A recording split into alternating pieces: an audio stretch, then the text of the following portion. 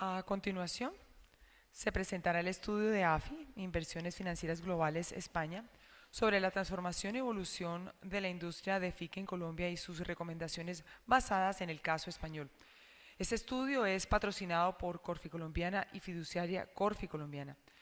Nos acompañan en la mesa principal los doctores Jaime Alberto Sierra, presidente de la fiduciaria Corficolombiana, David Cano, socio director de AFI Inversiones Financieras Globales, y Andrés Pardo, director ejecutivo de Investigaciones Económicas de Corficolombiana. Yo le cedo la palabra al doctor Sierra. Adelante.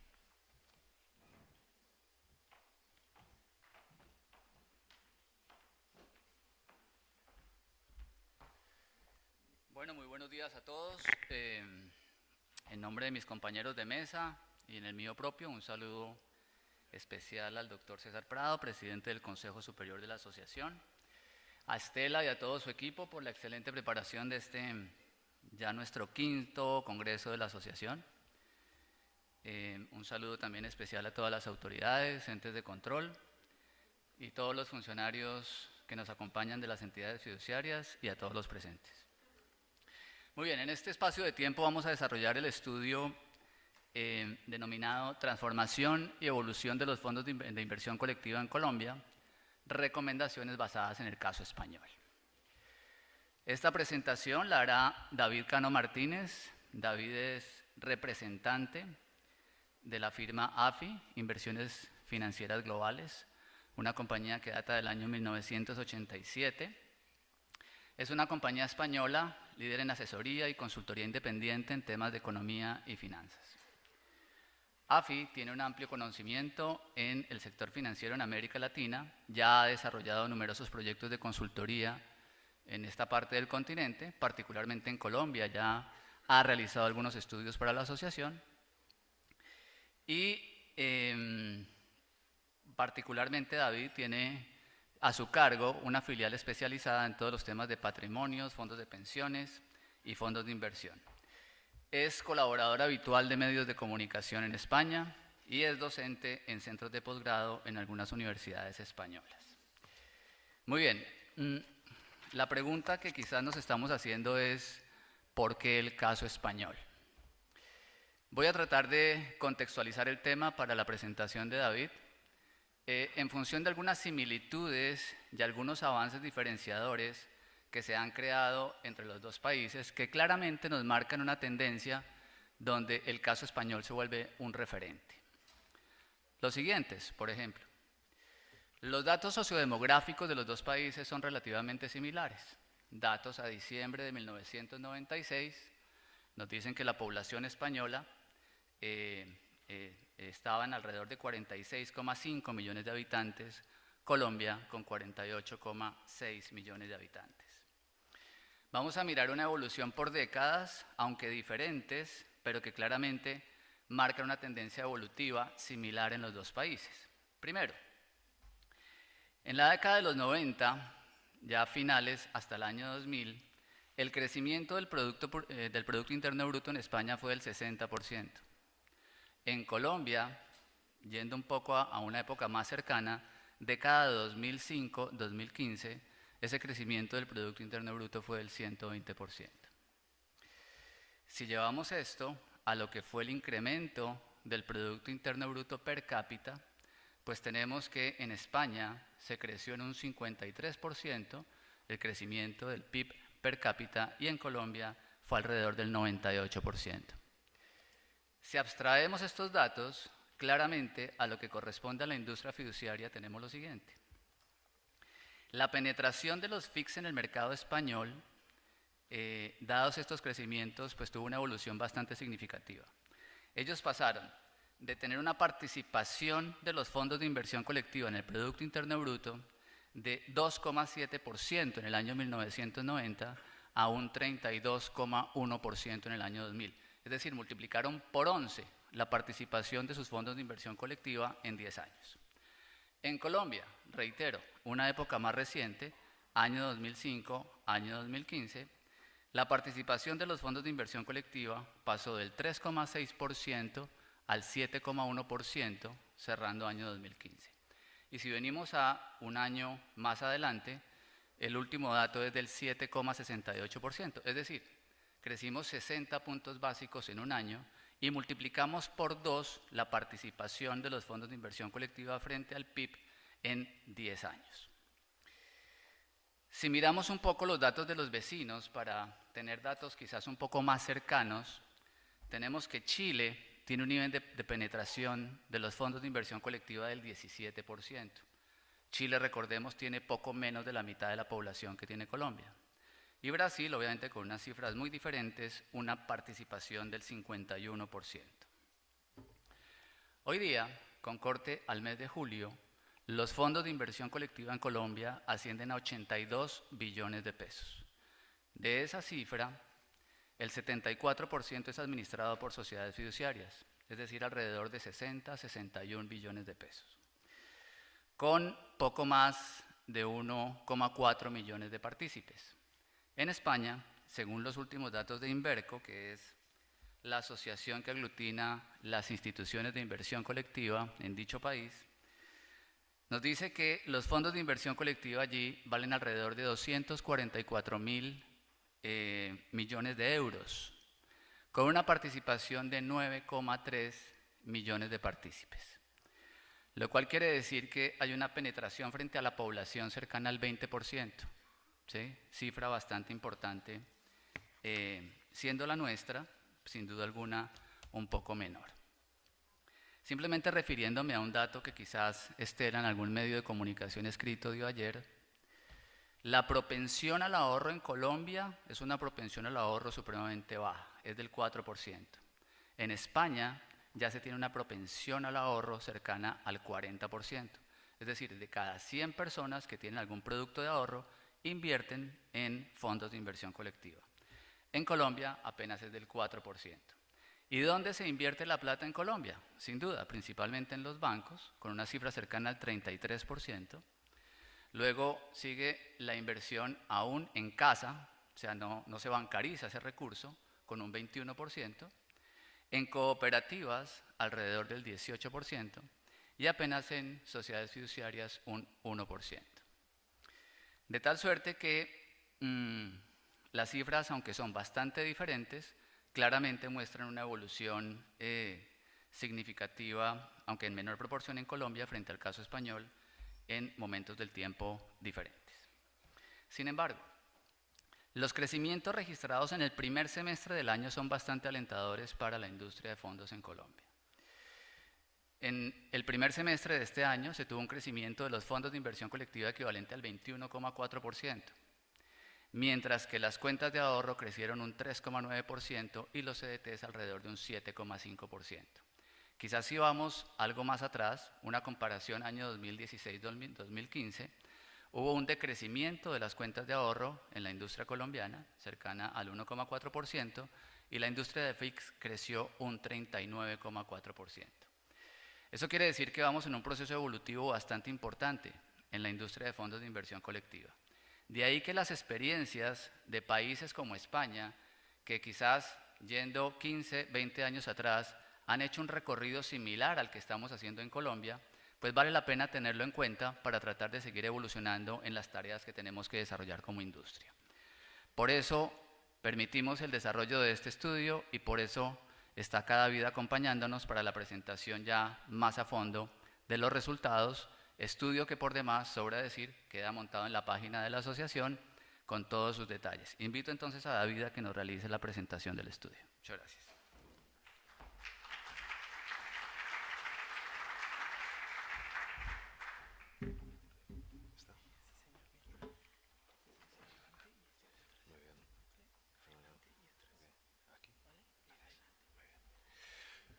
Muy buenos días a todos.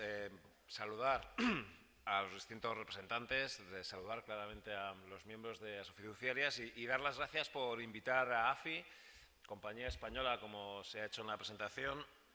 Para nosotros es un auténtico placer, es un honor y es un prestigio estar aquí con todos ustedes y exponer lo que efectivamente es la experiencia que tenemos en España de los últimos 20 o 30 años en el desarrollo de los fondos de inversión. A lo largo de estos meses en los que hemos estado estudiando la situación económica y la situación de los fondos de inversión en Colombia, la verdad es que hemos encontrado paralelismos claros. No voy a entrar mucho en ellos porque el doctor Sierra lo ha expuesto perfectamente. Como digo, paralelismos entre similitudes entre lo que es la economía colombiana actual y lo que era la economía española y el desarrollo de la industria de fondos de inversión en 1990.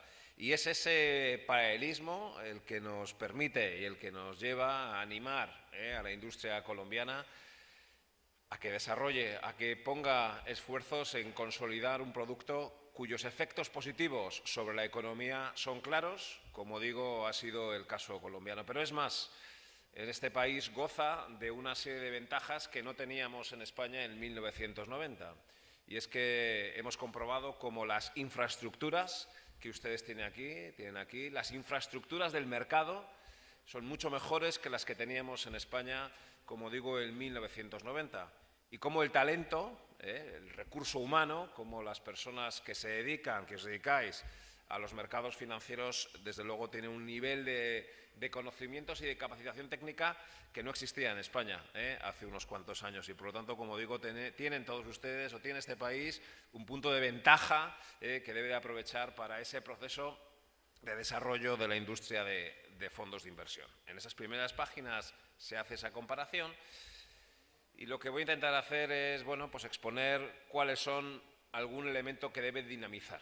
Y el primero, y no cabe duda, es contar con el apoyo de las autoridades supervisoras, reguladoras y evidentemente también políticas. En España, como decía antes, en 1990, 92, uno de los aspectos que detectamos rápidamente los economistas es que el país estaba encauzado para conseguir un crecimiento económico, pero que tenía que ser financiado de alguna forma y sobre todo a largo plazo, porque si se trataba de invertir en infraestructuras, si se trataba de dotar a la economía española de capital para llevar a cabo ese crecimiento económico, es obvio que no se podía financiar a corto plazo. No valía, por lo tanto, las fuentes de financiación a 3 meses o a 6 meses. Necesitábamos fuentes de financiación estables a 10, 15 o 30 años. Era algo que el gobierno de entonces aceptó rápidamente, se dio cuenta de la necesidad de que en España se produjera una emisión de deuda pública, una emisión de financiación a medio y largo plazo. Y lo que se encontró es que podía encajar perfectamente el vehículo fondo de inversión como uno de los mejores mecanismos para conseguir esa financiación a largo plazo. Por lo tanto, el argumento con el que íbamos al Gobierno era un argumento que tenía un fundamento macroeconómico que es evidentemente aplicable a todas las economías. Si queremos crecer, si queremos dotar a la economía de una mayor intensidad de capital, hace falta una financiación a largo plazo. Y es ahí donde encaja como un guante, como digo, los fondos de inversión. Además de que estos tienen una serie de ventajas que son conocidas por todos ustedes y que además se ha comentado esta mañana. Los fondos de inversión están gestionados de forma profesional, están supervisados, están regulados, son líquidos, en definitiva, que no solo son buenos para el crecimiento económico, sino además es un producto óptimo. Pero como digo, tuvimos la necesidad de convencer a las autoridades políticas y sobre todo en un frente que se ha visto no solo en España, sino en todos los países, que tiene que ver con la fiscalidad. Y aquí fue cuando se propuso ventajas fiscales. Esto generó polémica en España. Es obvio que una parte de la sociedad, una parte del arco político, bueno, pues tenía sus reticencias a generar unos incentivos fiscales para ese ahorro a largo plazo que teóricamente estaba en mayor proporción en las rentas más altas. Pero al final se impuso una suerte de sistemas reductores en la fiscalidad. Si estaban naciendo los fondos de inversión con un horizonte temporal de medio y largo plazo, tenía sentido que las potenciales plusvalías que consiguieran los inversores fueran tributando cada vez menos.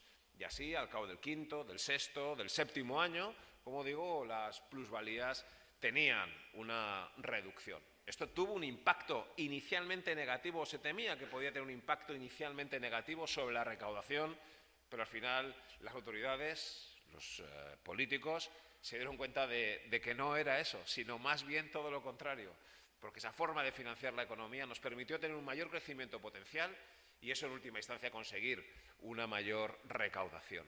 En ese contexto, en la percepción de que unas ventajas fiscales sobre la inversión colectiva era positivo para el nivel de recaudación total de la economía, fue lo que nos permitió ya un poco más adelante el traspaso fiscal. Esto sí que es una figura que no está tan generalizada en el resto de países, pero que en España está funcionando muy bien, que funcionó muy bien, y luego lo encajaré con una oferta de producto que tiene que ver con los fondos garantizados.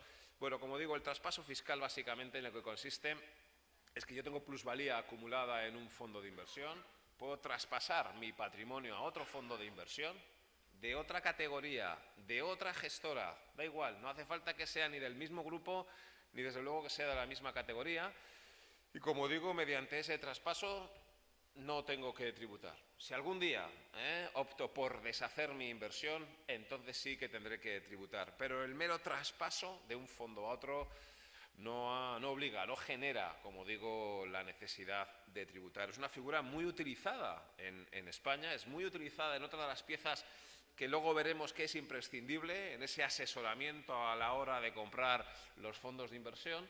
Y como digo, ese traspaso fiscal es una medida que desde luego recomendamos. En general, como digo, es imprescindible el apoyo de las autoridades, es imprescindible el apoyo de los políticos, de los supervisores, para impulsar la industria de los fondos de inversión, y tiene mucho que ver con los incentivos fiscales. Los incentivos fiscales marcan, impulsan definitivamente la participación de las familias en los fondos de inversión. Y luego las autoridades tienen otro papel bien importante que tiene que ver con la normativa.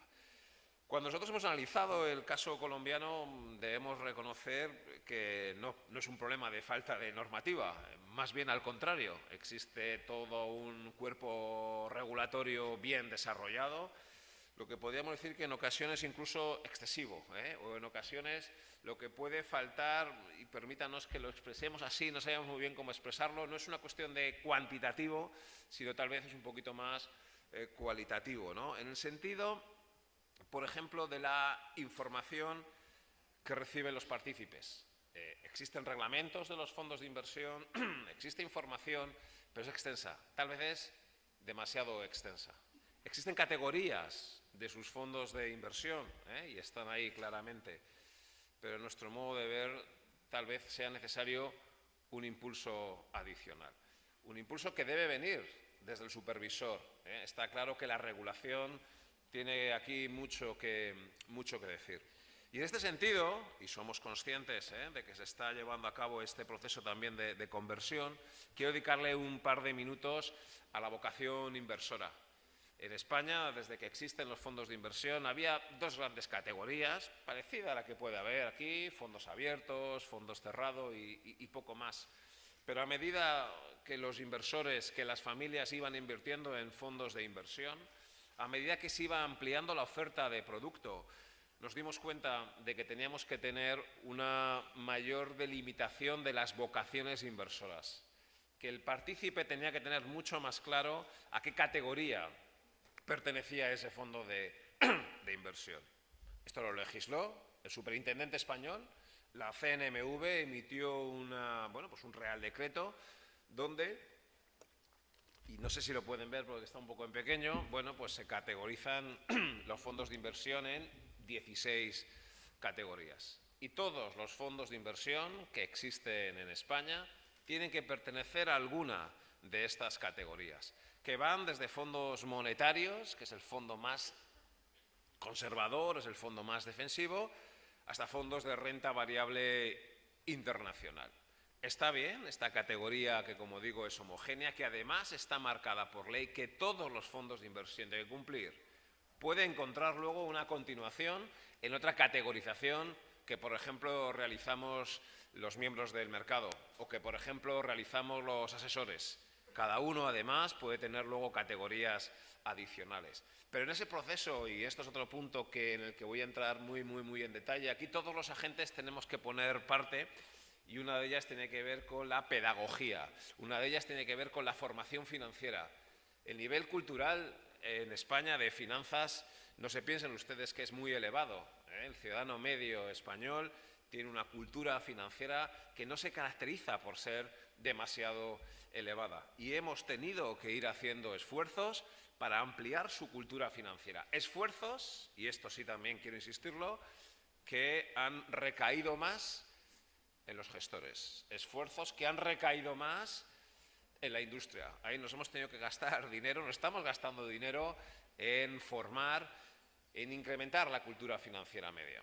Pero que este tipo de iniciativas, una categorización más concreta de los fondos de inversión, indudablemente ha ayudado. Y ha ayudado, y en un caso que me gustaría comentarles, los fondos monetarios. En España hoy los fondos monetarios no son la categoría más importante. Podríamos pensar que aproximadamente un 20% del total del dinero invertido en fondos de inversión está en fondos monetarios. En 1990 posiblemente era el 80 o el 85%. Unos fondos monetarios que hacen mark to market, que en la valoración de la cartera se hace mark to market.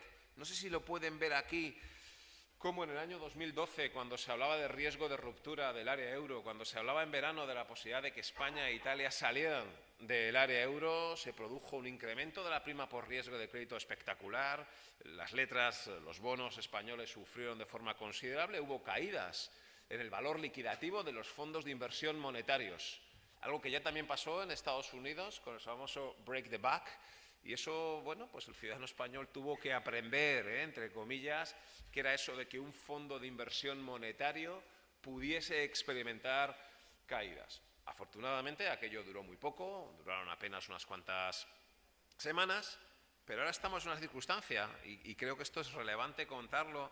Saben que en Europa el Banco Central Europeo ha puesto los tipos de interés en el 0%, ha inundado el mercado de liquidez, de tal forma que los tipos realmente están en negativo. Cuando uno compra letras del Tesoro, cuando uno compra bonos en el tramo corto de la curva, en España, en Francia, en Italia, en Alemania, tenemos que pagar una cantidad superior al importe de los flujos de caja que vamos a cobrar. En definitiva, los tipos de interés están en negativo. Pero no solo los tipos están en negativo, sino que es que además los fondos de inversión, como es lógico, tienen unas comisiones que tienen que soportar. Bien, ¿dónde quiero llegar? A que los fondos monetarios, ya les hemos puesto la evolución de un fondo de inversión, de una entidad financiera española. Fíjense cómo evoluciona de forma negativa, cómo está cayendo. Es decir, hemos llegado a un punto en España en el que los fondos monetarios, ese fondo más conservador, más defensivo, el cliente no solo no gana dinero, sino que está perdiendo. De hecho, el año pasado, estos fondos perdieron, por ejemplo, un 0,45, en el 2015 perdió un 0,27, en este año están perdiendo un 0,44. Bueno, hasta en eso la industria española nos hemos obligado un poco a explicar al particular, al partícipe, que invirtiendo en ese tipo de fondos de inversión se puede llegar a perder dinero. Claro, ¿esto qué es lo que está provocando? Lo que está provocando, y así lo llamamos en Europa, es la represión financiera. Lo que está provocando esta circunstancia es que los particulares que tienen dinero invertido en fondos monetarios y que ven cómo día tras día el valor de su participación cae, están empezando a invertir en otros fondos de inversión. Estamos desarrollando una escala racional de nivel del riesgo, pero ya hemos conseguido que prácticamente todos los españoles, de una u otra forma, tengan algo de su dinero, algo de su patrimonio invertido en fondos de inversión. Y ahora es cuando podemos ir dando saltos en el nivel de riesgo. Ahora es cuando una persona que tiene su dinero en un fondo monetario y que ve que está perdiendo, que todavía tiene plusvalías acumuladas, pero ve que está perdiendo, ahora es cuando está cogiendo ese dinero y se está yendo hacia un fondo perfilado.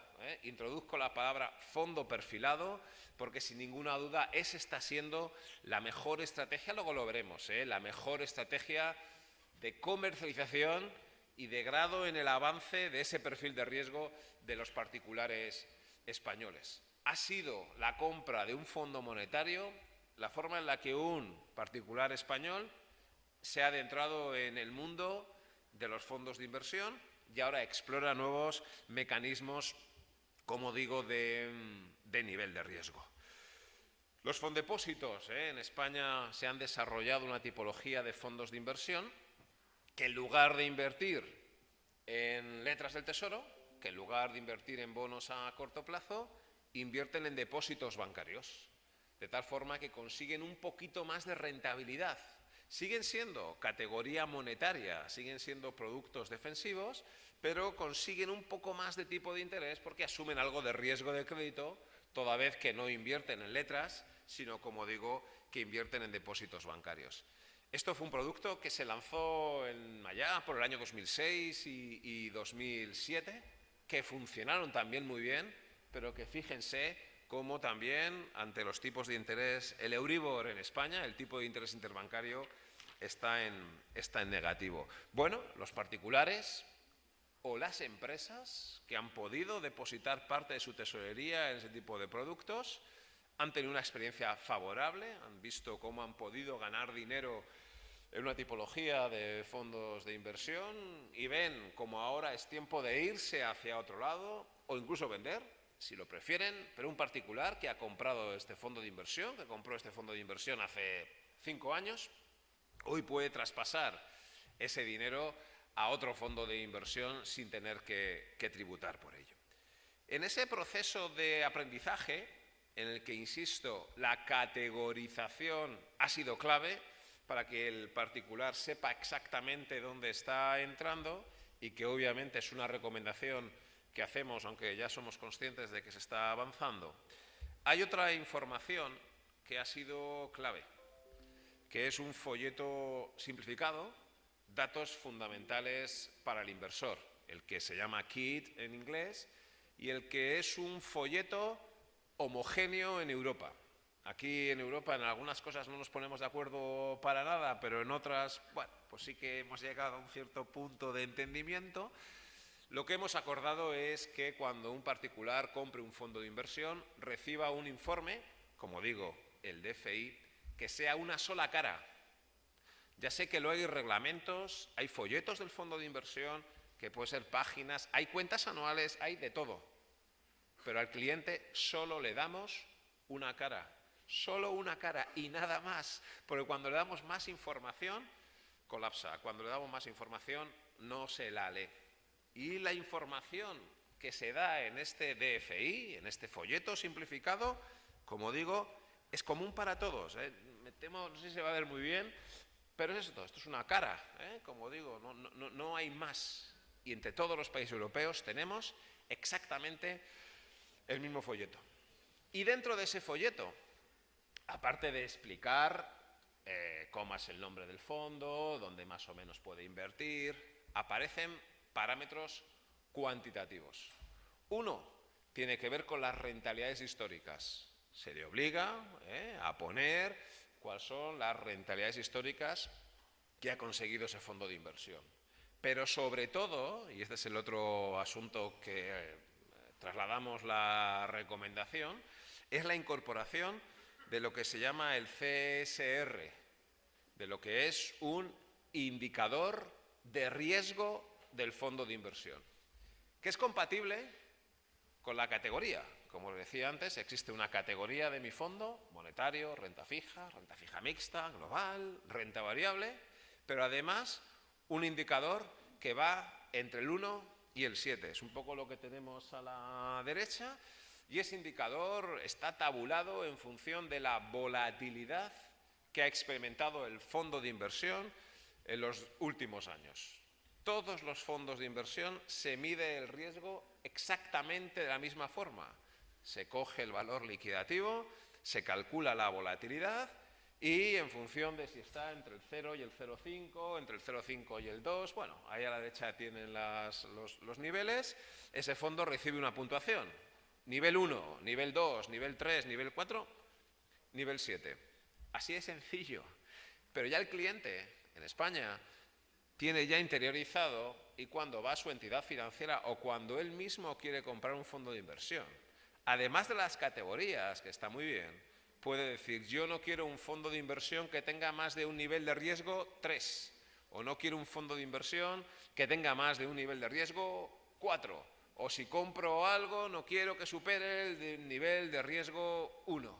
Como digo, a nivel europeo se ha impuesto esa medida y lo hacemos en España y es un componente absolutamente imprescindible, lo ven abajo a la derecha, de ese folleto. Por lo tanto, entendemos que sí, que el impulso hacia esa pedagogía, hacia esa formación del cliente último, pasa por darle un folleto simplificado, muy simplificado, apenas una hoja, el DFI, en donde uno de sus componentes tiene que ser ese nivel de riesgo, como digo, entre el 1 y el 7. Porque lo que ha sido clave, aparte del impulso regulador, lo que ha sido clave en España, intuyo que en Colombia también lo va a ser, en esa transición del ahorro a la inversión.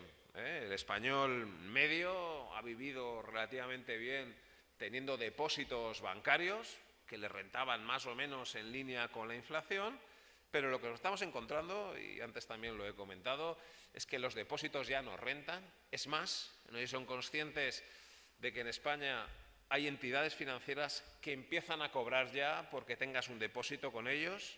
Los bancos hoy son mucho más resistentes que antes, tienen un capital social mucho más, unos fondos propios mucho más fuertes, hoy son más resistentes y por lo tanto cobran por su función de ser caja fuerte, por así decirlo. Están empezando a cobrar por la tenencia de los depósitos. Y es este el esquema que comentaba se está produciendo en la economía española, desde los depósitos hacia los fondos monetarios, hacia los fondos de renta fija, hacia los fondos de renta fija mixta. Claro, esto tiene un riesgo reputacional para las entidades. Y esto también nosotros las líneas que quiero poner de manifiesto y que nos atrevemos a sugerir como recomendación. Esto no va solo de incrementar la cultura media del inversor. Esto no va solo de hacer pedagogía con el particular, también con las redes de distribución. Claro, muchos clientes nuestros nos los comentan que hace años, cuando sus clientes de banca privada solo tenían depósitos, la vida era cómoda. Hoy, que sus clientes han empezado a invertir en un fondo de inversión de renta variable, en un fondo perfilado, bueno, de vez en cuando los fondos pueden tener volatilidad, pueden tener pérdidas, y eso les obliga a tener que hacer también mucha más comunicación al cliente. Este es otro punto que aquí lo anticipo y que luego entraré en él, lo que venimos a llamar el reporting, o lo que venimos a llamar la relación con el cliente. Claro que sí, ahora hay que mantener mucho más informado al cliente y hay que estar mucho más en contacto con él. Aquí es donde se enlaza, y esta mañana también se comentaba, las ventajas, bueno, pues de las nuevas tecnologías. Hoy es mucho más fácil tener un reporting que además parece que está personalizado, que además parece que lo estás haciendo exclusivamente para ese cliente. Están invirtiendo mucho dinero las entidades financieras porque son conscientes de que el hecho de que un cliente haya invertido en un fondo de inversión implica asumir un riesgo reputacional que antes no existía con los depósitos. Estrategia de producto. Este es el punto sobre el que quiero incidir, y es como en España no solo se han desarrollado los fondos de inversión, sino que se han desarrollado los fondos de inversión de una forma racional o de una forma lógica. Empezamos con los fontesoros. Yo recuerdo en 1990, vuelvo otra vez a la misma idea, España es consciente de que está a las puertas de una oportunidad buena para crecer, pero que para llevar a cabo ese desarrollo de infraestructuras necesitamos la financiación, y se da cuenta de que hay que emitir bonos a 15 o incluso 30 años. Y se dan cuenta de que el vehículo es el fondo de inversión. Y se crea un fondo de inversión específico. Se crean los fontesoros. Los fontesoros, como digo, eran unos fondos, ya no apenas existen. Los fontesoros fue la unión de los agentes del mercado y las propias autoridades. La palabra tesoro, en España quien emite la deuda es el Tesoro Público y, como digo, se lanzaron esa tipología y hubo una campaña pedagógica, hubo una campaña de comunicación que, para quien quiera, ya hemos puesto el vídeo de YouTube y podrán comprobar cómo efectivamente lo que se le estaba diciendo al particular es que con ese dinero estaba financiando la expansión de la economía y tuvimos que explicar que era un fondo de inversión, que era el valor liquidativo, cuál era la fiscalidad. Bueno, en este caso fue el propio Gobierno de España el que ya se encargó, el que destinó el dinero a invertir en esa acción de publicidad de los Fontesoro. Empezamos a invertir en los Fontesoro. España empezó a emitir bonos más largos, a más largo plazo. Los Fontesoro invertían en bonos a 10 años, incluso en bonos a 15 años. Claro, eso tenía una duración de 7, de 8, de 10. La cartera de renta fija tenía una duración de 7 o de 10. ¿Qué pasó en el 94? Estamos en el 90, nos vamos al 94, que hubo una subida de los tipos de interés. Aquí ustedes han vivido una pequeña turbulencia reciente con una ligera subida de los tipos de interés. Entonces, en España y en Europa tuvimos una fuerte subida de los tipos de interés. Impactó muy negativamente sobre el valor de los bonos, sobre esos fontesoros. No fue un problema de riesgo de crédito, fue un problema de riesgo de mercado y empezaron a caer los valores liquidativos de los fondos de inversión. Horror, decía el particular. Me habéis engañado, me habéis obligado a meter aquí un dinero en una cosa que resulta que cuando los tipos de interés suben yo estoy perdiendo dinero. Estamos hablando de 1994. Tuvimos que decirle que en renta fija, si tú esperas hasta el vencimiento, el riesgo de mercado no se materializa. Lo entendía mitad y mitad. Y ahí surgió el concepto de fondo garantizado. Un fondo garantizado, que entonces en España, como digo, fue en el relevo, es tan sencillo como comprar los bonos a vencimiento y dejarlos ahí y decirle al cliente, oye, este fondo empieza hoy y vence dentro de 5 o vence dentro de 7 años. Si tú hoy metes 100, como el bono que estamos comprando tiene una TIR del 5%, lo vas a dejar 7 años, 7 por 5, 35, le quito 5 puntos de comisión, 30%.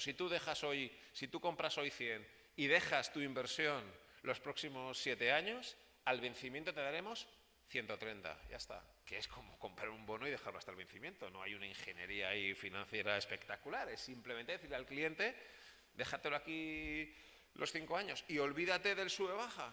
Bueno, pues esas bobadas, me permiten la expresión, porque tampoco es aquello una ingeniería financiera espectacular, funcionó de maravilla. Eso fue lo que permitió a muchos ciudadanos sin conocimientos financieros entender que tenía sentido invertir en renta fija. Y esta es una recomendación, como digo, clarísima. El lanzamiento de fondos garantizados de renta fija, porque técnicamente lo tienen ustedes todo. Podrían lanzar un fondo garantizado de renta fija mañana mismo. ¿Y para qué sirvió?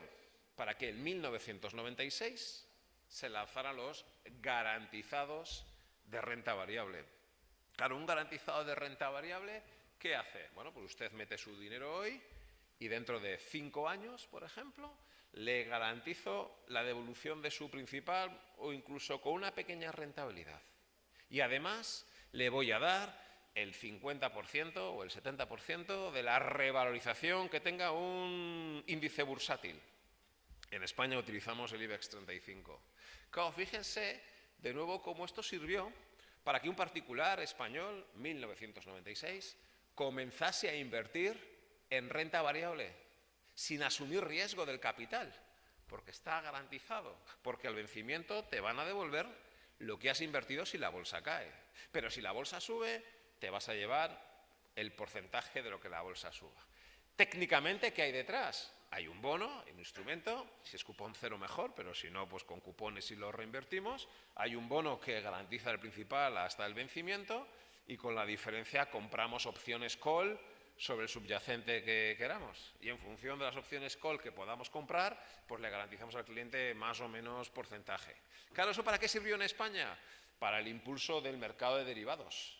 Teníamos derivados bursátiles, MEF era el mercado de derivados.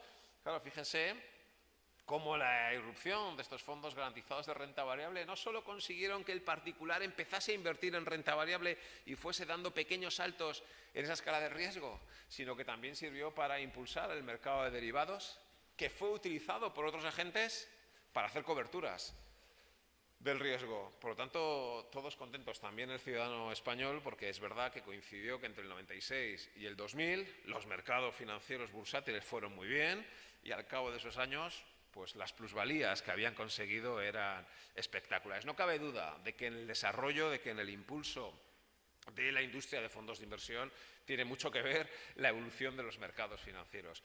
Pero sí me gustaría estresar, marcar bien esta idea, la importancia de los fondos garantizados y que hilo con lo que comentaba al principio. En España nos encontramos en el año 2000, 1999, 2000, 2001, con plusvalías acumuladas muy importantes en los fondos garantizados de renta fija y de renta variable, que cuando el fondo vencía, el particular tendría que haber contribuido, tendría que haber pagado impuestos. Y es por eso por lo que se generó lo del traspaso fiscal. Para que aquel que había metido 100 y hoy tenía 135 no tuviera que pagar por los 75 y cogiese su fondo 135 y lo destinase a un fondo de renta variable, lo destinase a un fondo de mixto, o en fin, que hiciera lo que fuera. Fíjense cómo hemos ido, bueno, pues llevando a cabo un proceso, insisto, gradual.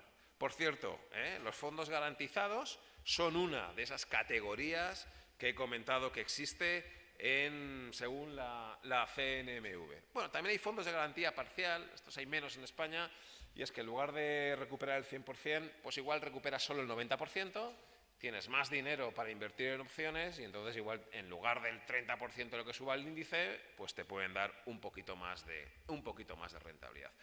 En definitiva, como digo, los fontesoros fueron un punto de dinamización. Claramente lo fueron los fondos garantizados, claramente. Lo he dicho también, los fondepósitos que al invertir en depósitos bancarios dan un poquito más de rentabilidad. ¿Y qué es lo que está funcionando ahora? Los fondos garantizados. Y esto también nos va a permitir entender algunos de los cambios que estamos observando.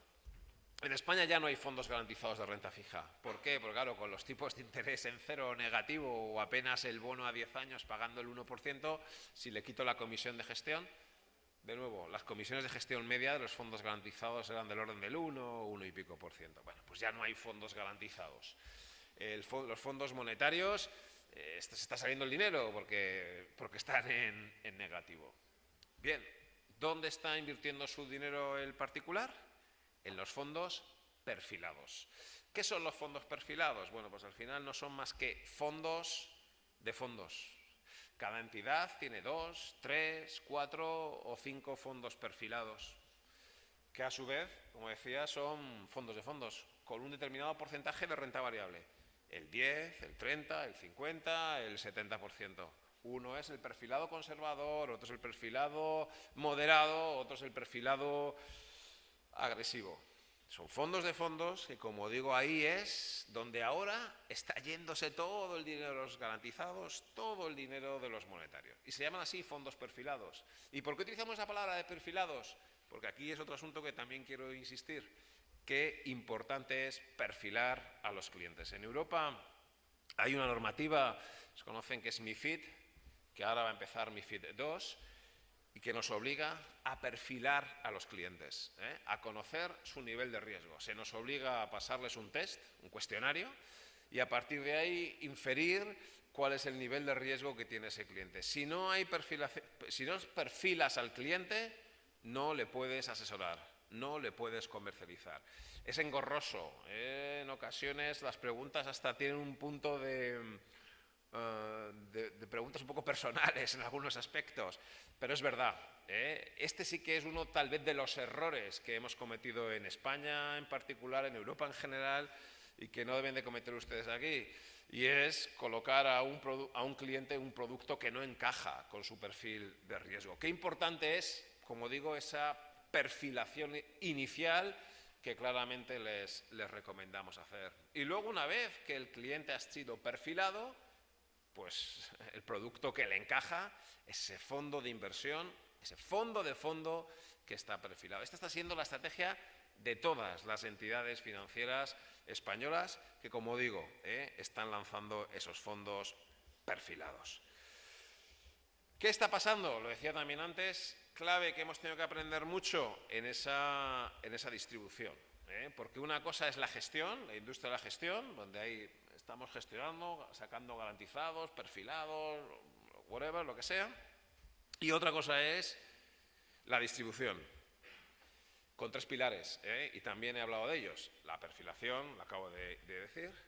El reporting, donde estamos poniendo mucho énfasis en explicar bien al cliente lo que está pasando. Cuidado, fíjense que todo tiene también normativa. En la perfilación está obligada por MiFID II. Los test no son el mismo para todos, cada uno tenemos los nuestros, pero sí es verdad que hay componentes muy comunes, pero los test están, el proceso de perfilación está marcado por normativa. El reporting que decía, esa comunicación que hay que hacerle al cliente antes y después, normativamente está marcado el antes, con ese folleto, con ese DFI, con esa paginita, con esa categorización del nivel de riesgo, con esa categoría del fondo de inversión. Lo que no está marcado por ley es la información que le tienes que dar una vez que el cliente ha comprado el fondo de inversión. Eso ya son nivel de servicio, eso ya las estrategias de las entidades están siendo distintas. Ahí es donde hay un elemento de diferenciación de cada uno de los proveedores. Formación. Esto solo puede funcionar si hay formación en todos los niveles.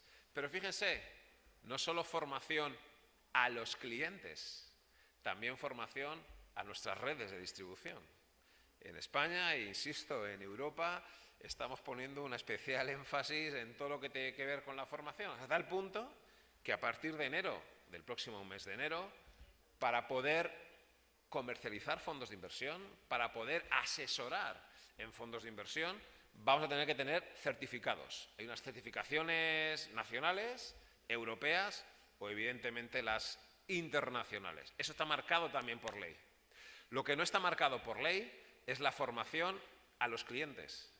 Pero ya me anticipo, ya les comento, nos estamos gastando el dinero en formar a los clientes.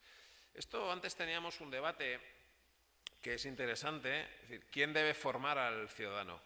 ¿Quién debe gastarse el dinero en que un ciudadano entienda lo que es el nivel de riesgo y entienda lo que es la fiscalidad? Bueno, hemos intentado que sea el gobierno en España lo ha intentado, lo intenta, el Banco de España lo intenta, el supervisor, el superintendente lo intenta, pero no ha funcionado del todo. Existe una página web donde Finanzas para Todos se llama, Finanzas para Todos es un poco el proyecto, pero debemos ser críticos, yo creo que no está llegando. Hay otra intención, que es que los colegios, que los institutos, hasta el 18 años, haya una asignatura que tenga que ver con las finanzas en general. No lo estamos consiguiendo. ¿Por qué? Porque no hay profesores. Claro, os decía antes, no hay tanto nivel, no se piensen que en España en finanzas sabe tanto, no, el nivel de conocimiento, la cultura financiera media no es demasiado elevada y no es fácil encontrar profesores que puedan explicar lo que es un fondo de inversión, que pueda explicar lo que es un bono o que pueda explicar las funciones del mercado bursátil, no. Entonces la industria, estamos siendo conscientes y estamos siendo nosotros los que nos estamos gastando el dinero en formar al cliente. ¿Cómo? Desde concursos, desde páginas web, desde becas, desde libros o lo que sea. Pero esa formación, debemos decir, que está recayendo en gran medida en los agentes. Ahí está, el tema de la perfilación que les comentaba. No es obligatorio, quiero decir, el test no es el mismo para todos, pero sí hay una serie de bloques que nos obligan a preguntar. Les decía antes, algunos son incómodos, porque hay que preguntarle por la situación financiera, por su nivel de ingresos, dónde gasta el dinero. Muchas veces pues, alguien no quiere compartir contigo ese tipo de información. El reporting, comentaba la necesidad de emitir esos informes de seguimiento, esos comparadores, ¿no? Porque eso tiene que ver con lo que voy a comentar ahora, las nuevas vías de comercialización. que está siendo otro de los impulsos que estamos teniendo. Fíjense, marco normativo, ventajas fiscales, desarrollo de producto, los garantizados, los perfilados, ¿vale? Ya tenemos la ley, ya tenemos el producto, incluso tenemos una cierta mejoría en la cultura. Bueno, ahora ¿cómo vendemos esto? ¿Cómo hacemos llegar al cliente que compre el fondo de inversión?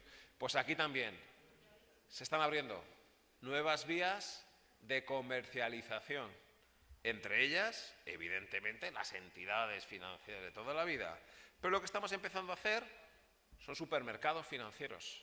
Lo que estamos empezando a hacer en España es que hay entidades, exacto, que no son bancos, sino que son supermercados. Y va uno allí y decide comprarse este fondo de inversión y decide comprarse aquel otro fondo de inversión. Para ello, ¿qué es importante? La elaboración de herramientas comparativas de fondos de inversión. Ahí está un poquito antes. Uno va allí y quiere comparar este fondo del BVA con este fondo del Santander, con este fondo de Fidelity. Quiere comparar, quiere simular qué le hubiese pasado a su inversión si lo hubiera comprado hace 4 o hace 5 años. Hace falta contar, por lo tanto, con herramientas. Claro, aquí la tecnología está claramente a favor, es relativamente fácil. Y lo que hay que hacer, y esto lo estamos viendo, y es un poco el debate también se comentaba esta mañana, hay un objetivo que sea la contratación online 100%. Es decir, que ya no tenga que ir a una oficina bancaria para abrir una cuenta corriente, ni tenga que ir a una oficina bancaria para contratar un fondo de inversión. Eso es uno de los mayores esfuerzos que están haciendo las entidades, pero insisto, ya en el terreno de la comercialización, de que tú puedas ir, se llaman así en España, a un supermercado de fondos de inversión y lo puedas hacer desde tu mesa con un ordenador. ¿Y aquí han reaccionado? Aquí ha reaccionado la bolsa. Claro, al final, y esto sí que es novedoso, esto es del pasado mes de julio, la propia bolsa, BME es la empresa española, es la bolsa, Bolsas y Mercados Españoles, ha desarrollado dentro de su plataforma MAP, bueno, pues un segmento de fondos de inversión. Claro, al final ha visto el negocio, evidentemente, ¿no? La bolsa puede hacer de ese intermediario, de si tú quieres comprar un fondo de inversión, vas a la bolsa y es la bolsa la que te permite comprar cualquier fondo de inversión y hacerlo todo de forma digital. Claro, en ese aumento de los canales de comercialización, ¿qué está apareciendo en España? 2 agentes que de momento no tienen tanta importancia, pero la están cogiendo. 1, las gestoras internacionales y 2, las gestoras independientes. Y en España lo que ya se está desarrollando también son grupos de gestión que no están vinculados a ningún grupo bancario. Son grupos de profesionales que se juntan, dicen vamos a montar nuestra propia gestora de fondos de inversión. Claro, nuevos competidores. Y también las gestoras internacionales. Claro, al final, esto lo decíamos, estos son los efectos del euro, ¿no? Al final, Fidelity o una gestora alemana emite fondos de inversión en euros, o una gestora francesa tiene fondos de inversión en euros, que para ellos es tremendamente fácil y tremendamente cómodo comercializarlos también en España. Están registrados en Luxemburgo, están gestionados tal vez desde... Esta pues es un poco la idea de esa integración que tenemos en Europa. Un fondo de inversión de una gestora alemana gestionada desde París, en un fondo registrado en Luxemburgo, comercializado a través de una plataforma irlandesa y comprada por un ciudadano español. Y esto es otro de esos impulsos que se están produciendo y que ahí caben, como digo, desde las grandes gestoras internacionales hasta pequeñas boutiques, pequeñas gestoras de nicho que se están desarrollando en España. No se conocen Bestinver, Magallanes, Cobas. Bueno, son gestores muy especializados, por ejemplo, en renta variable value o muy especializados en renta fija convertible. Bueno, tal vez sea lo contrario a los fondos perfilados. Los fondos de fondos perfilados y luego pequeñas gestoras que son especialistas de nicho. No hay que tenerle miedo al aumento de la competencia, al revés. En España, yo me acuerdo hace 10 años, decíamos, wow, que van a venir aquí las Fidelity, los Schroeder o los BlackRock, ¡chum!, y nos van a quitar el negocio. ¿Qué va? Al revés. Porque también han ayudado mucho en ese proceso de formación, porque también han ayudado mucho en ese proceso de pedagogía. No hay que tener miedo en esto a la competencia, al revés. Y en España se ha visto claramente que ha ayudado claramente. Bueno, decía lo de la distribución, las gestoras internacionales, esto es, las gestoras independientes. En definitiva, por ajustarme a mi tiempo, el entorno económico y financiero que tienen ustedes en Colombia, vamos, es para aprovecharlo claramente y hacer un crecimiento muy superior al que hemos tenido en España. Para eso es importante tener el apoyo de las autoridades regulatorias y supervisoras. Decíamos, los incentivos fiscales como primer paso. Hay que perfilar bien al cliente, hay que ayudarle en ese proceso de planificación financiera. Tenemos que invertir dinero en la educación, eso sí que es más una cuestión de los miembros del mercado. Hay que aprovechar los avances tecnológicos, esas herramientas de comparación y de simulación. Decía lo de la ficha simplificada y unificada de los fondos de inversión, el indicador del 1 al 7 de la volatilidad, la categorización, una categorización regulatoria de los fondos de inversión, la estrategia de transición racional. Es importante que el cliente empiece con un fondo monetario para entender lo que son los fondos de inversión y a partir de ahí podemos avanzar en la escala de riesgo. Nuestra recomendación del lanzamiento de los fondos garantizados, que puede coexistir en este país con los fondos perfilados. No tener miedo a los nuevos competidores, bien sean grupos colombianos independientes que se vayan creando o bien sean gestoras internacionales, y mejorar, ampliar o crear esas infraestructuras de comercialización que intenten ser 100% digitales, ¿no? Y de esa forma que cualquier persona desde cualquier lado pueda comprar cualquier fondo de inversión.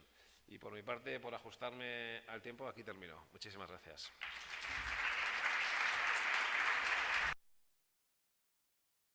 Gracias a David por su presentación y compartir las experiencias del caso español. Vamos en unos cortos minutos para poder cumplir con los tiempos, hacer algunos comentarios referentes a la presentación de David. Le cedo la palabra a Andrés Pardo, gerente de investigaciones de Corfi Colombiana.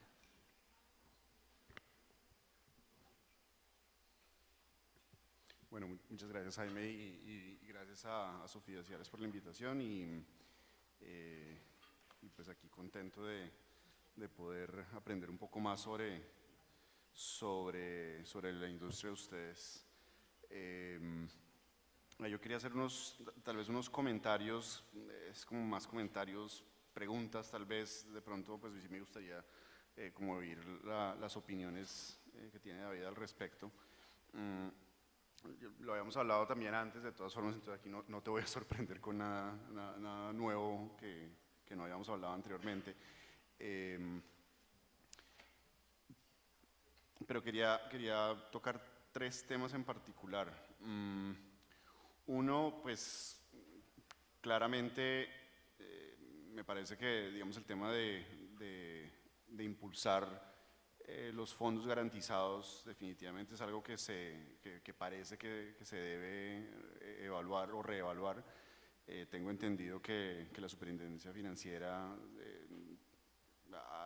se ha movido hacia abrir las puertas a que eso termine ocurriendo.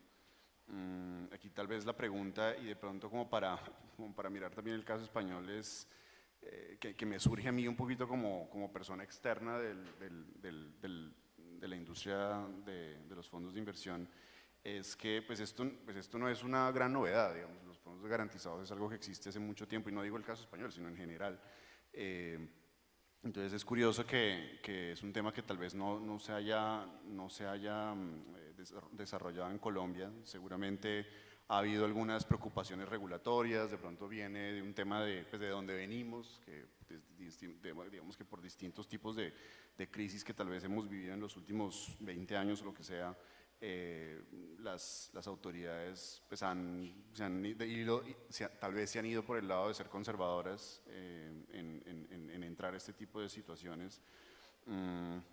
Tal vez tiene un poco que ver con la competencia que hay. Ahí de pronto, pues yo supongo que sería como interesante tener algún contacto un poco más cercano con el sector bancario, que pues en últimas es el que más domina todo el tema de la captación de recursos en el país, para que pues, los dos de la mano, tanto la industria de fiducias y de fondos de inversión junto con el sector bancario, se puedan poner de acuerdo un poco para ir promoviendo cómo funcionar conjuntamente y servir de complemento para este tipo de productos. Llama mucho la atención, por ejemplo, me llamó mucho la atención cuando estaba leyendo el documento, y es que los niveles de inversión de los fondos de inversión en Colombia en el mercado de deuda pública, que es como el mercado natural por excelencia, es muy bajito, mientras que en España es muchísimo más alto. Y seguramente meterse en hacer fondos garantizados, pues en últimas puede promover un poco más la inversión en TES, que creo que es un paso que es muy importante. No digo que es el fin, porque pues en últimas la gracia no es que estemos invirtiendo en TES, pero claramente sí parece ser un paso muy importante para llegar a un nivel de desarrollo mucho más adelante, que seguramente pues está en unos años más adelante, unas décadas más adelante. Pero pues claramente cuando uno ve los niveles, además del mercado de deuda pública, de las tasas de interés, pues siguen siendo todavía altos, o sea que la oportunidad todavía está para hacerlo. Pues, o sea, uno mira hoy un bono de 10 años de Colombia, rinde 6,5%, hoy en día los bonos de 10 años de España rinden 1,5%, una gran diferencia, pero seguramente hace 20 años o 30 años los bonos de España rendían de pronto lo que rendimos nosotros o de pronto hasta más, y ese espacio todavía existe y la oportunidad está en este momento fértil para llevarse a cabo. Seguramente dentro de, no sé, 10 años o 20 años de pronto los test estarán en 2% y entonces de pronto ya en ese momento ya no va a ser tan interesante, pero entonces está armando el espacio para que se desarrollen otros productos en el mercado y que haya una búsqueda por unos productos que tienen unas mayores rentabilidades. En parte por eso me parece que, y aquí un poco para meterme en los temas en los que yo soy más cercano, que es el tema macroeconómico, etcétera, creo que por esa razón es muy importante que la industria, ustedes en general y fiduciarias, yo sé que lo hacen, pero tal vez de pronto toca involucrarse un poco más con todos estos temas estructurales macroeconómicos de Colombia, en el siguiente sentido.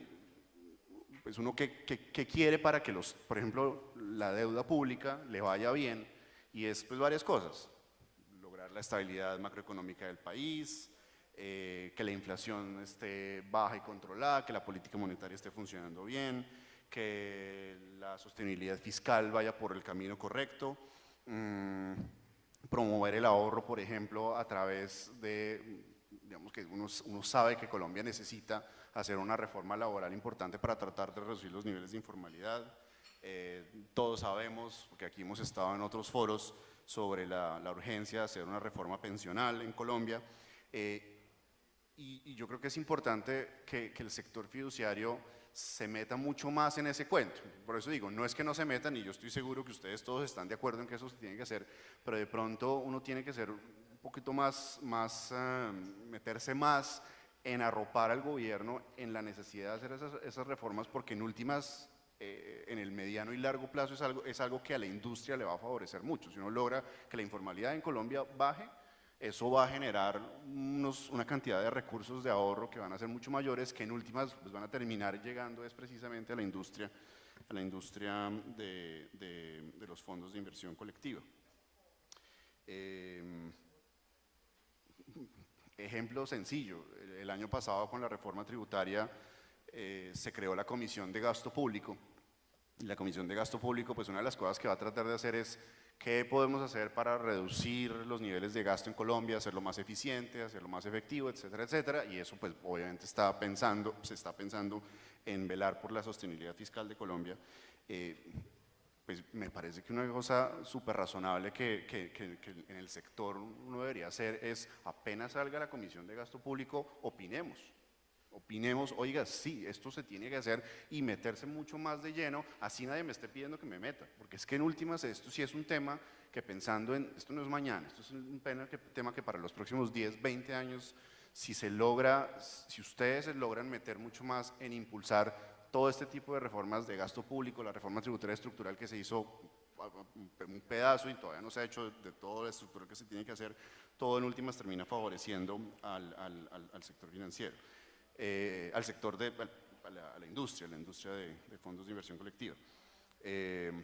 La educación financiera que tú también lo mencionaste en algún momento, y nosotros estábamos hablando, y yo un poquito medio en chiste decía, oye, qué interesante sería que de pronto si uno se pudiera poner de acuerdo con el Ministerio de Educación, y obviamente ahí toca la iniciativa del sector, para que de pronto en el pensum de los colegios a la gente se le comience a inculcar la cultura del ahorro, pero de verdad, porque es que hoy en día, pues o sea, los millennials y los post-millennials, o como se llame eso, hoy en día pues nacen con un teléfono en la mano y dentro de 30 años son unos genios usando cualquier cosa tecnología. Lo mismo si hoy en día les inculcan el ahorro, dentro de 10, 20 años cuando ya estén adultos y estén trabajando, esos tipos se van a meter en estas vainas porque eso es lo que toca hacer y porque eso fue lo que aprendieron. Entonces yo no sé si uno se quiere inventar, yo no sé, el Peppa Pig que ahorre, yo no sé, cosas, tonterías de esas que a veces uno piensa, pero sí me parece que sería algo importante pensando en un plazo de mucho mayor. Y lo último es el tema de los beneficios fiscales y el traspaso fiscal que tú estabas mencionando, que sí me parece claramente importantísimo. Sí parece ser que eso ha sido un punto importante no solamente en España, sino en general en la industria de fondos de inversión colectiva a nivel global, y es que claramente el tema de beneficios tributarios genera un impulso importante a la industria. Pues mal que bien, buena parte de algunos de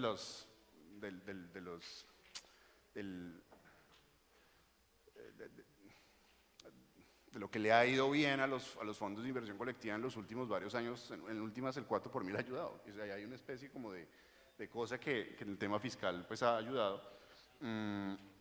Obviamente ahí pues uno se pregunta, bueno, ¿cuál es la situación fiscal del país? Y de pronto ese acaso es un problema en el cual uno tiene que meterse y hablar con el Ministerio de Hacienda y decir, oiga, ¿de verdad se perdería tanto dinero si uno se mete a hacer estos temas de beneficios fiscales?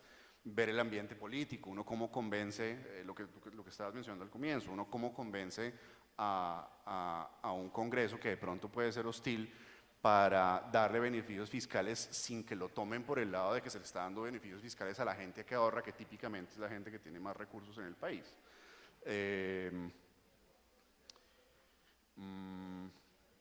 Y claro, y creo que lo dije anteriormente, y es de nuevo, es como ahí la competencia un poco termina siendo también el sector bancario, pues sí creo que es importante, y yo creo que me imagino que la industria lo está haciendo, pero de pronto toca ahondar un poco más en el tema de ir de la mano con los bancos para que no se vea como que los FICs me van a quitar mercado, sino que cómo nos complementamos el uno con el otro para que la gente vea las distintas opciones de inversión, sean los simples ahorros y CDTs que son los bancos, como otro tipo de productos que pueden ofrecer los FICs.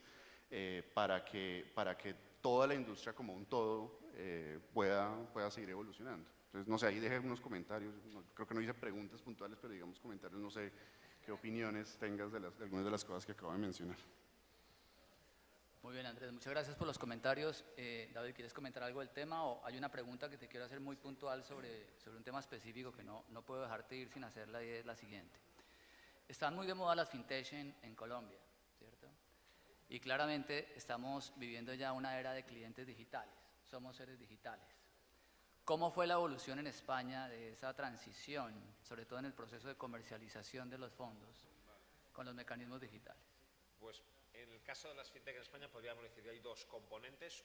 Unos que están avanzando mucho con todo el tema de información, del reporting, ese que hablábamos, de que tú puedas meterte y haya una fintech que te pone toda la foto de tu cartera, que te hace simulaciones, que te puede planificar. En definitiva, una herramienta de ayuda en tu gestión de tus finanzas personales. Esa es una tipología de fintech que está habiendo.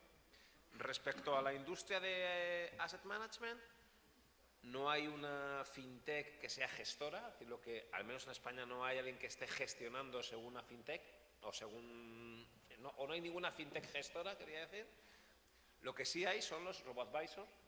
Se están generando ahora mismo, hay 5 en España, que podríamos decir que no es tanto algo de asset management como de industria de asesoramiento y de comercialización de fondos. Es decir, lo que te hace un robo-advisor en España, yo meto allí mi dinero, me perfilan exactamente igual que una banca privada, están obligados a hacer, a hacer el perfil del cliente y luego lo rellenan con fondos de inversión. Bien fondos de inversión españoles o bien fondos de inversión internacionales. Podríamos decir que los robo-advisors, por lo tanto, son más bien tal vez un nuevo canal de comercialización que realmente un agente de gestión de fondos de inversión en España, ¿no? Muchas gracias, David. Bueno, yo diría que 2 minutos para terminar con las conclusiones del tema que desde este lado consideramos que son relevantes.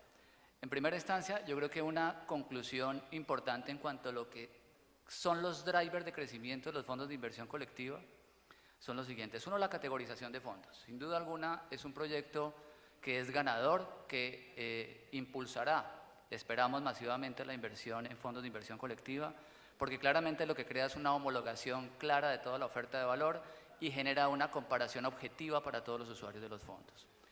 En segunda instancia, yo creo que no debemos desfallecer como industria en la discusión de los incentivos fiscales para los traslados de los fondos de inversión colectiva entre las casas gestoras y entre los fondos. No solamente analizándolos desde el punto de vista de la deducción de renta. Es una discusión que hay que seguir dando, se trató desde la reforma tributaria del año 2012 y lamentablemente no hemos tenido aún resultados positivos, sino algunas victorias tempranas, por ejemplo con el esquema de retención que se hace hoy en día. Lo tercero es los fondos garantizados. Agradecemos porque ya se abonó el terreno por parte del señor superintendente en abrir la discusión frente a todos los agentes de mercado para crear los fondos garantizados. Es otro driver de crecimiento fundamental para el crecimiento de la industria de fondos de inversión colectiva. Y por último, la información. Claramente tenemos que condensar la información de los fondos que hoy le damos a nuestros clientes. Estos folletos de los cuales habla David es un reporting que tenemos que llegar a estabilizarlo y crearlo de una forma que sea totalmente efectiva para la venta de nuestros fondos. Creo que con estas conclusiones y con estos planes de trabajo que nos quedan, cerramos esta parte de la conferencia, de la charla. A ustedes muchas gracias y a David, Andrés, gracias por compartir mesa.